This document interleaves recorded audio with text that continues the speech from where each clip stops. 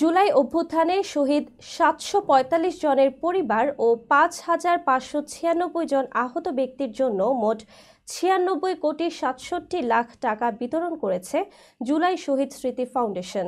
এর মধ্যে শহীদ পরিবারের মাঝে ৩৭,২৫,০০,০০০ টাকা এবং আহতদের মাঝে ৫৯,৪১,০০,০০০ টাকা দেওয়া হয়েছে। শুক্রবার সকালে ফাউন্ডেশনের কার্যালয়ে এক সংবাদ সম্মেলনে এই তথ্য জানান প্রতিষ্ঠানটির প্রধান নির্বাহী কর্মকর্তা মীর মাহবুবুর রহমান স্নিগ্ধ।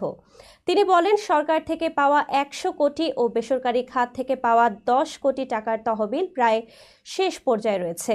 এজন্য নতুন করে বেসরকারি প্রতিষ্ঠানগুলোর সহায়তা প্রয়োজন বলে তিনি উল্লেখ করেন। সংবাদ সম্মেলনে ফাউন্ডেশনের অন্যান্য সদস্যরা জানান, আহত না হয়েও অনেকে প্রতারণার মাধ্যমে ভুয়া প্রমাণপত্র তৈরি করে সহায়তা নিতে চেষ্টা করছেন। এখন পর্যন্ত এমন ৪ জনকে শনাক্ত করে আইনশৃঙ্খলা রক্ষাকারী বাহিনীর কাছে সোপর্দ করা হয়েছে। এদিকে নিহতদের পরিবারের অভ্যন্তরীণ দ্বন্দ্ব থাকায় কিছু ক্ষেত্রে সহায়তা প্রদান প্রক্রিয়া বিলম্বিত হচ্ছে। তবে ঈদ উপলক্ষে ফাউন্ডেশন থেকে সব শহীদ পরিবারের জন্য বিশেষ উপহার পাঠানো হয়েছে বলে জানানো হয়।